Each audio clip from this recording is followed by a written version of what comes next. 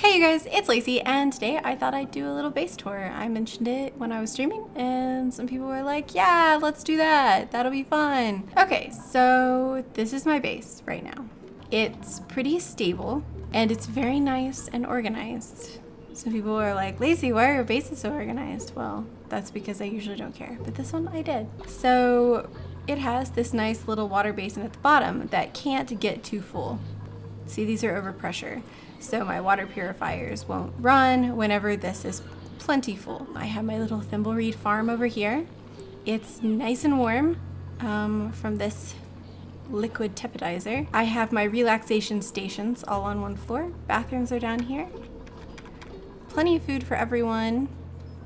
We are a little overabundant right now, to be honest. Because I was having a little trouble with overloaded circuits, I decided to try something new. And so I split my batteries 3 and 3, and these 3 are for this side of my base, and also my oxygen stuff up here. And these 3 are for this side of my base, and this thing, because it just worked out that way. I have 4 wheels for each of them. I don't really need that many, but they just run on 2 of them at a time basically. But it works out nicely because they can charge them up really quickly, and then they can all go on to work on other things. I also built a little outpost for them to run on wheels out here to power these things. Like my little pump here, and my 2 water purifiers, and my fertilizer maker. So that way it's on a different circuit and it doesn't cause any problems.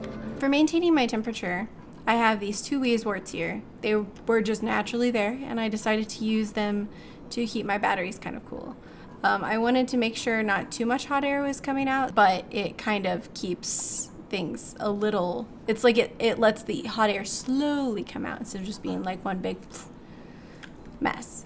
Which allows this to stay refrigerated, and I can keep it close. To keep the heat down in my base, I put the hydrogen generator outside the door here, and I have 4 electrolyzers going, and it's almost too much. Like I have a lot of air right now. So I have these little grates here, so oxygen can escape out of this room and hydrogen can go up into it. I did have it pumping straight down this ladder and then going out to the sides. But I noticed that it wasn't getting all the way down here. So instead what I did was I ran it down the side, and I have it start from the bottom. That way the most oxygen goes to the lower ones, and then it slowly spreads out to the others. Because here it would be half and half split. So half of the oxygen goes to this one, and then a third of the oxygen goes to each of these that's left over. So 1/6 of what was originally in here goes to each of these. And that way it pushes the oxygen into the bottom of your base, and you already have some flowing out at the top. Also, oxygen is lighter gas, so it tends to like to push upward. Another nice thing about this base is the duplicants stay relatively low stress, as long as I'm not sending them out on expeditions. Whenever I send them out on expeditions into the out into the unknown, they tend to get a little stressed. So as long as they're within the base, there's really not a stress problem. I haven't seen it get over like 20% in a really long time. Decor is pretty high anywhere they go in here, except for this toilet.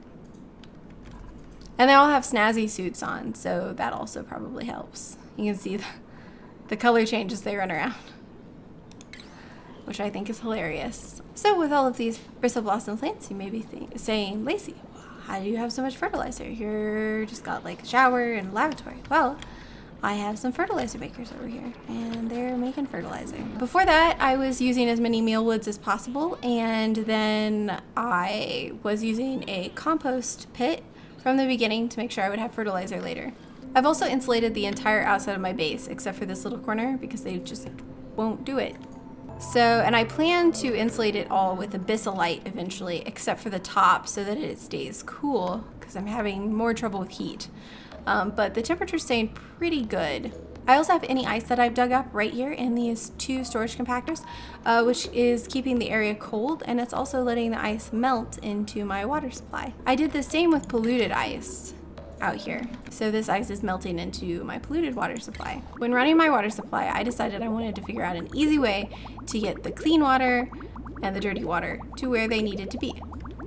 I decided that I would run the clean water up the center and the dirty water up the sides. This will work on both sides. If I ended up running dirty water up this side, I would just go over, up, and then back down on this side. You obviously can't put showers on top of toilets this way, but I feel like it works out the best. And then I just have my clean water coming in down here from the side, so that these would go over pressure also, so it doesn't interfere with the dirty water going out. Well, I hope you found this useful, and if you enjoyed this video, then please hit that subscribe button so you don't miss me when I go live on Mondays, Wednesdays, and Fridays at 1 p.m. Eastern, or when I post a video. Also, don't forget to give this video a thumbs up or a thumbs down. And always remember, you're special and amazing, and thank you for being you, because you're really awesome.